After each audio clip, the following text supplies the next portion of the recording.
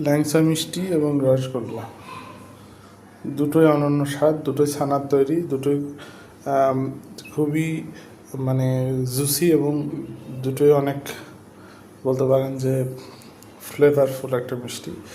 এটা সাশ্রয়ী দাম এবং এর কোয়ালিটি এতই ভালো যে কালীগঞ্জে এর থেকে বেশি বিক্রি মিষ্টি আর নেই, এবং বিক্রি এত বেশি হয় যে আসলে খরিদ্দার এসে দোকানে দাঁড়ায় থাকে, এমন অবস্থা।